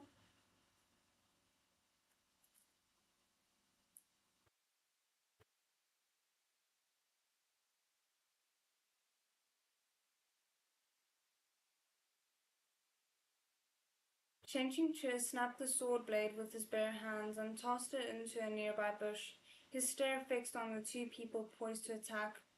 In truth, he could make a bet. Even if Lobinghe's OP abilities were useless against a character like Tiannan Jun, whose data wasn't pulled from the original work, the old palace master was a character grounded within the bounds of the original story. The protagonist's plot armor probably had yet to lose its effect against him. Chen Qingqiu could likely just step back and leave Lobinghe to his own devices, just like how he had screwed over Diar and the Skinner demon in the Shuanghu city plotline. He could let the old palace master back hack at loving her and see who in the end would finish off whom.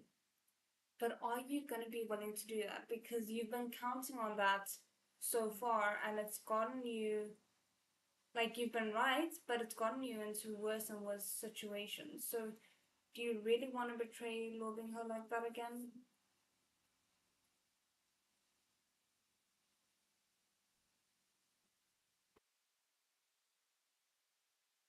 The old palace master said leisurely, I'll ask again, will you step aside or not?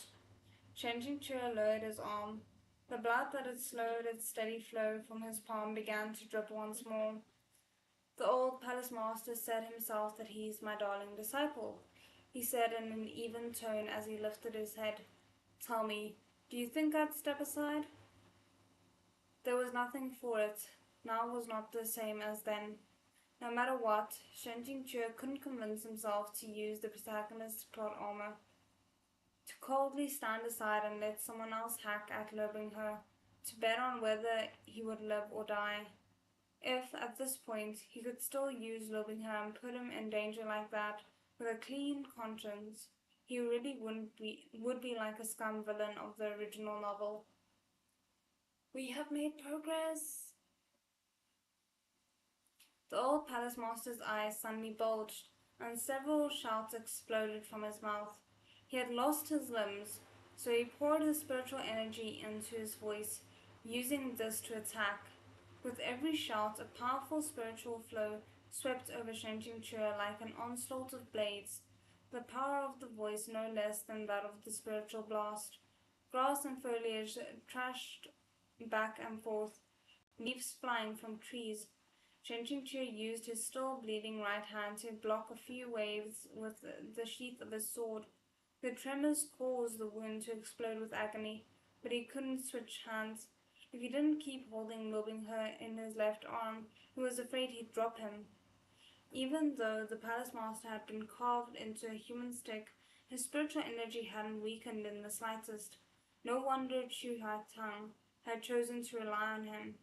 As Shen Qingque thought this, the old palace master suddenly let out a howl.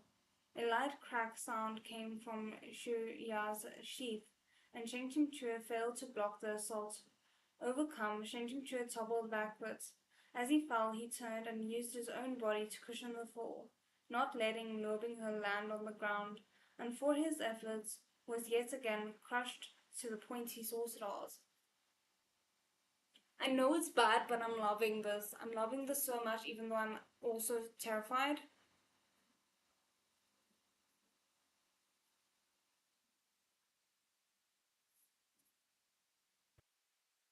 The old palace master finally stopped howling, and Chu Hai Tang slowly pushed him closer. He caught his breath for a while, then looked down at Chen Qingqu, who still held loving her. You really do protect him a great deal. Chu Hai Tang clenched her teeth. Fake. It's all fake. This person, who's he putting on a show for? Why not fight back with your spiritual energy? The old palace master asked. Because I've already run dry, of course, Shen Jingchu replied. Tuft after tuft of white fluff flew past, nearly alighting upon Lobingher's deathly pale cheek. Shen Jingchu blew lightly, and they veered off and away. That's going to become important, and I don't see how.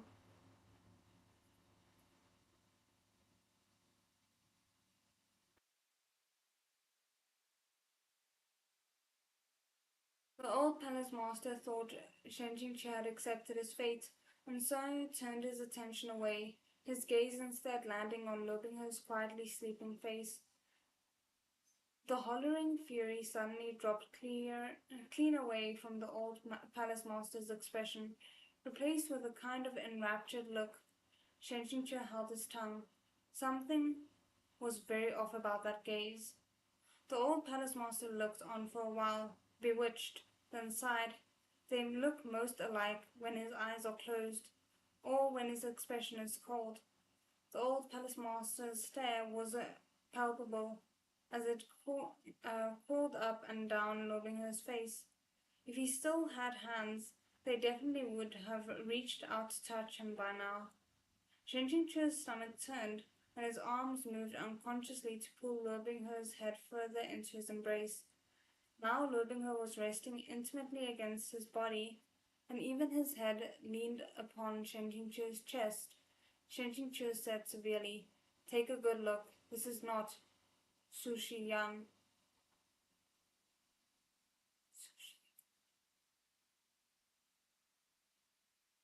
Sushi Yang? I know I have to know that name.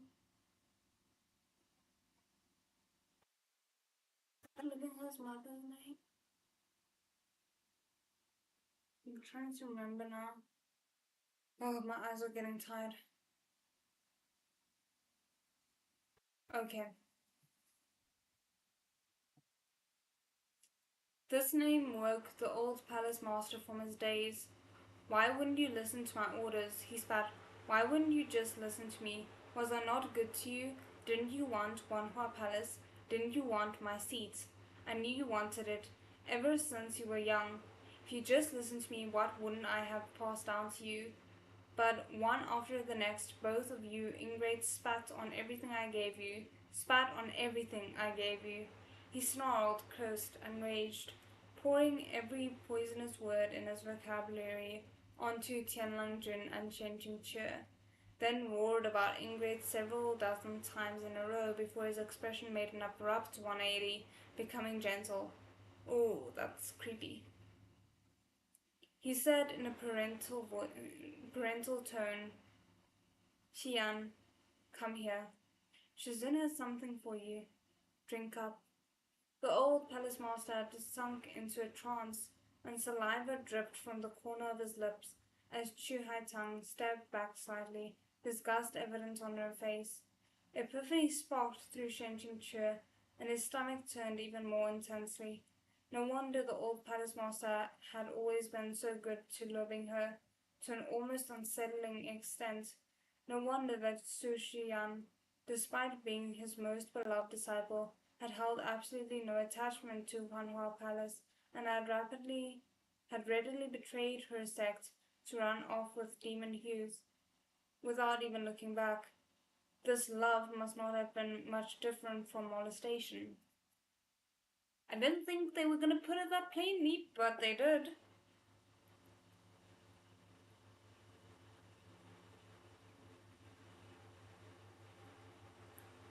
And the old palace master's favorable interest in moving her was definitely founded in the shade of a former beloved disciple that the sect leader had seen in him.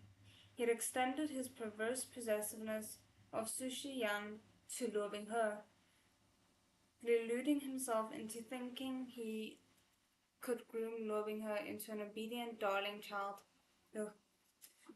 But looking at him in this crazed state, Shen Qingque feared it wouldn't be anything so simple as making Luo Binghe his successor, nor would obedience be regulated to the literal meaning of the word. Mm-mm. I don't like that. No, no, no. No wonder Lobinghe had carved him into human swine. Shen Qingque covered the back of Lobinghe's head with one hand and pressed Lobinghe's face into his own chest, so the old palace master couldn't keep fantasizing at him. This really was more than he could bear. "Have you had enough?" As soon as that visage was hidden from his sight, the old palace master's face immediately collapsed, twitching as if his muscles had seized, his gaze overflowing with hatred and resentment. He snapped open his mouth, but no words came from his throat. His eyes bulged, and his entire body seemed to have frozen into a statue carved from stone. Shen Jingque held his breath for a short moment. Gurgles came from the old palace master's throat, and bloodshot veins crawled up the whites of his eyes, but he couldn't move an inch. "Ha! It's finally here. You really thought I was some dumb Mother Teresa who wouldn't know how to hit back when attacked? You really thought carrying one person would weaken me to the point that I'd be incapable of slapping your cheek right back?" Chu Hai Tang was shocked. "What happened?" "I'm curious as well. Please enlighten us, Shen Jingchu." She made draw her sword, but Shen Qingque cut in. Miss Qie, I'll offer you a word of advice. Do not draw your sword, and do not rashly use your spiritual energy if you don't want to share his fate. I'm really curious now.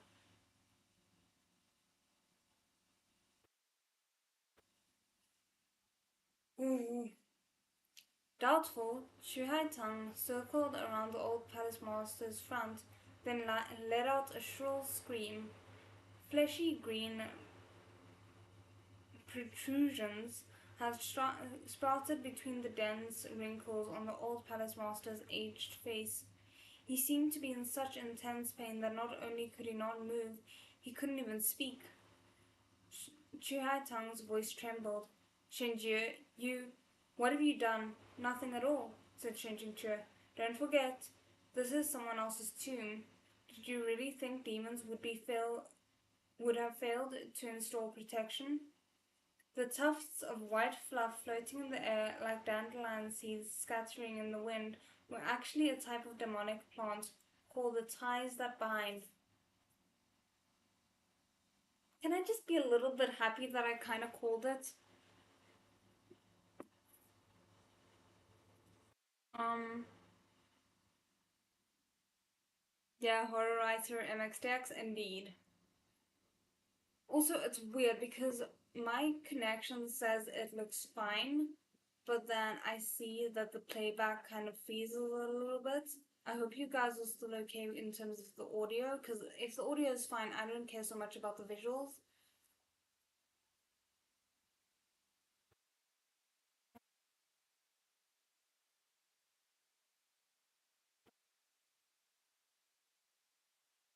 This plant sowed its seeds in the bodies of living beings, and they were especially attracted to people who gave off energy. Recklessly deploying one's spiritual or demonic energy attracted these seeds to oneself. That was why Shen Qingque had stuck to physical combat as much as possible and avoided using his spiritual energy. When ties that bind seeds entered one's flesh, they didn't hurt, only faintly itched.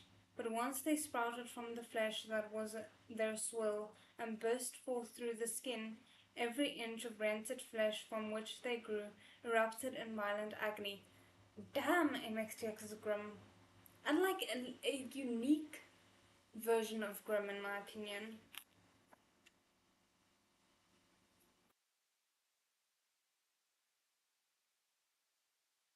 The more you used your spiritual energy, the faster they grew.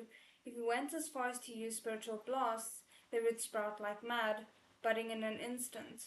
This whole time that old palace master had been attacking with his roars, his spiritual flow had been gathering in his head and throat, and now his face teemed with plump sprouts.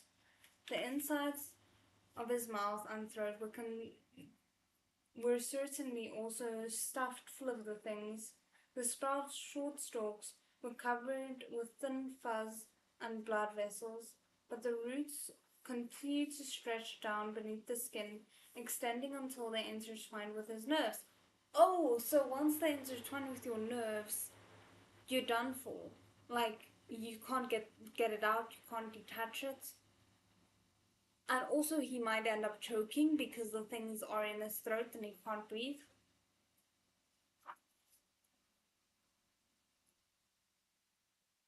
Shen Qingque clicked his tongue. Old palace master, you must not keep yelling and screaming.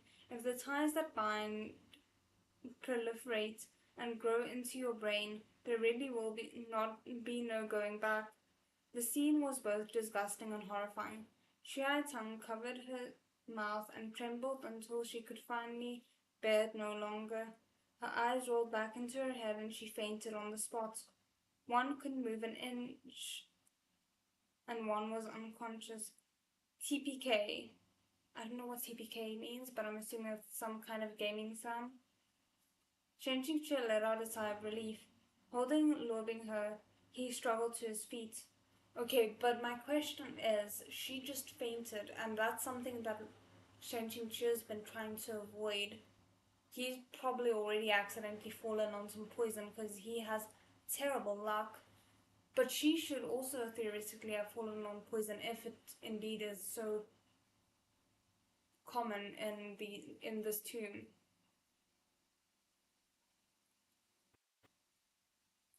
Muscles tense, the old palace master slurred out, "Don't celebrate too early, you're no better."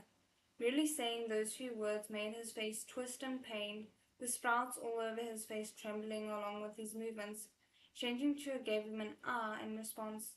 A deep, uncontrollable pain crawled up from his right arm to his shoulder. When Changing Chua blocked those two sword strikes, he had been forced to use spiritual energy, and now he was finally sprouting as well. But that was fine. Lobinger was safe at last. Hold on, is it the same arm that keeps getting cursed? Changing she was going to leave, half carrying, half dragging Lobinger along with him. A cry escaped the old palace master's throat. In his urgency, he crashed out the little cart, and his limbless body squirmed excruciatingly through the thicket of flowers and grass covering the ground, scooting forward inch by inch, a terrifying yet pitiful sight. That sounds horrifying. Once more. "Don't go," the old palace master muttered. "Don't go, don't you go." Changing Chur fled even faster, but he never expected that the old palace master's eyes would snap open and another roar would explode from his throat. He was going to attack even at the cost of his own life. Changing Chur could no longer tell if the old palace master was trying to keep them there or take Lobingher's life. He barely managed to block again with his already cracked sheath. The vibration travelled down his right arm, stinging the bloody sprouts just beginning to emerge from it. Gut-wrenching agony tore through him, but he still didn't let go of loving her. Bolstered by the extreme pain, his fighting spirit climbed, and he glared at the old palace master, murderous intent raging in his eyes. After that yell, quite a number of fleshy sprouts broke once more through the old palace master's skin, some even growing from the corners of his eyes. Ooh! He seemed unable to even feel pain at this point, and he cackled in a fit of laughter, rolling around on the ground like a hunk of pork to Chuhai Tong's side. He yelled into her ear, "Aren't you going to kill Shen Jingche? He's right before your eyes, and you're asleep. Get up, kill him, kill them all." At this yell, Chuhai Tong gradually drifted awake to an old face gnarled like a dried orange peel, inches from her own, one that was furthermore covered in strange growths, pocked densely with bloody holes. Yeah, that is pocked, that isn't poked, I'm not mistaken. And was scared out of her wits on the spot. She screamed and screamed, drew her sword and flailed it at the empty air, afraid she would rashly call on her spiritual energy and draw the ties that bind seeds to herself as well. Shen Qingque called out, "Calm down." The old palace master squawked, "Weren't you always begging for my help? They can't hold on much longer. Do it now." Only when Chuhai Tong had Chen Qingque in a field of vision did she come back to her senses, just slightly. Her hand shook, and her eyes were blank. To tell the truth, Shen Qingque didn't really hold a grudge against Chuhai Tong. She was a victim of the original flavor, after all. But if she insisted on blocking their way here, he would have to fight her. But in defiance of all his expectations, Shuhai Tang didn't indiscriminately attack like before. She just stared blankly at Shen Jingque, then at Lobinger lying in his arms. Not only did she not advance, she even retreated a few steps. "It's not possible. Not possible," she said, her lips trembling. "It's fake. It's all fake. It wasn't my brother. My brother didn't do anything wrong. It couldn't have been him. You're lying." What's this? Ooh! Is this Shen Qingque's original past peeking through that um, Shang Qinghua alluded to but we never got an answer to? I'm really curious now. "I didn't know," she sobbed and screamed. "I didn't know it was like that. I didn't do anything at all, so why did I have to suffer for so many years? Shen Qingqi was shocked. Xue Tang had been unconscious for only a brief moment. Why was she practically a different person upon waking? Did Ming Mo have something to do with this? Or perhaps it was more like she had seen something she couldn't accept and had been terrified into insanity. Shen Qingqi knew something was up. He said sternly, "Don't trash about." "What are you waiting for?" the old palace master yelled. Shu Tang lost her mind and screamed at Shen Qingqi, huddling with her arms over her head. "What exactly did you think of me? Did you hate me? Pity me? Want me to suffer a fate worse than death? Why didn't you kill me? Why didn't you kill me?" Shen Qingqi was completely mystified. Shu Tang turned and ran. "Come back," he called after her. Randomly running around the holy mausoleum means certain death. But she had already fled, and he didn't have time to chase her. Shen Qingqi experienced a strange sense of dejection, or perhaps loss. He didn't know exactly how he felt about this. After a while, he mentally lit a candle for Chu Hai Tang, then continued on. Shen Qingqi is always Shen Qingqi. As Shen Qingqi had run off, and as Chu Hai Tang had run off and Shen Qingqi was also walking away, the old palace master lost his last thread of hope. He sprawled numbly on the ground, then suddenly dropped his head to chomp on a mouthful of grass and leaves. He chewed and laughed, cackling and golfing, as the fleshy sprouts on his face grew denser and denser, faster and faster, until they blanketed his entire head. Not long later, he could no longer laugh.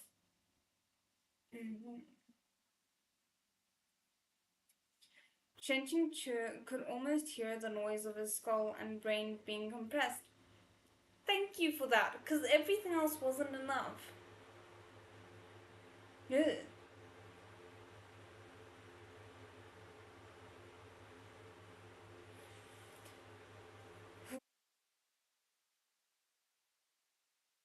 The old palace master's breath came in a rough pants before his head thudded heavily to the ground.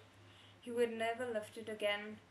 The leader of a sect dying in such a wretched and frightful manner, it really was cause for pity. That was horrifying. Like, it gave me head from Heaven Official's Blessings, um, like one of the first arcs where the guy had like a thing where he ate the fly. It's giving that vibe. Oh my word. Okay, so that is the end of today's stream. We went on a little bit longer than usual, but thank you guys so much for joining me. I hope you enjoyed it despite the grimness. And I'm actually really excited to see where we go from here. I like that it seems as if we're getting a little bit of drops of the mystery that we're going to be exploring in the lateral half of the book as well as the final book, I'm assuming. So yeah, I really enjoyed it. It was very interesting. It was nice to see Shen Qingqi being the one taking care of loving her. I mean, we've kind of had that before, but we haven't had that in such a visceral way and also in a way that could potentially be seen by loving her later on. So yeah, I'm just overall quite excited to see how it goes from here. And a part of me wonders, like, how much of the grass that they walked on used to be people. Anyway, okay, I will stop there. And I hope you guys have an amazing rest of the week. Otherwise, I will see you guys again on Tuesday. 再见。